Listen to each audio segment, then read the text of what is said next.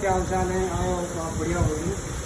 अभी मैं आपको 150 पल्सर उसका क्लच प्लेट आपको फिट करना सिखाऊंगा।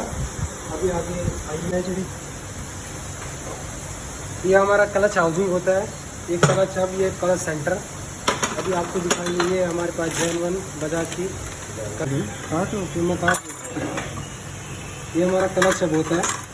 पहले हमें इंस्टॉल करनी पड़ती है क्लच प्लेट, उसके बाद हमारा प्रेशर प्लेट, ठीक है। उसके बाद हमारा फिर क्लच प्लेट लगती है, प्रेशर प्लेट, फिर हमारा क्लच प्लेट होता है, फिर प्रेशर प्लेट, फिर क्लच प्लेट, फिर इसके बाद हमारा जो होता है ये क्लच सेंटर होता है, ये हमें लगाना पड़ता है। ये डॉट होता है हमारा, ये डॉट और ये डॉट आपस में मिलना चाहिए।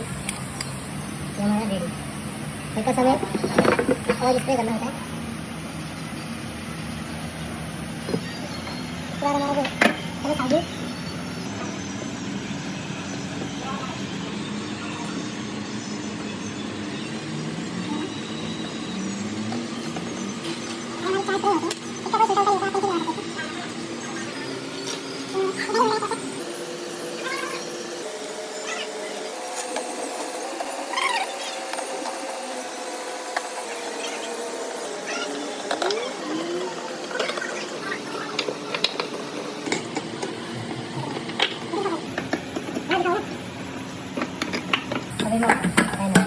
इसको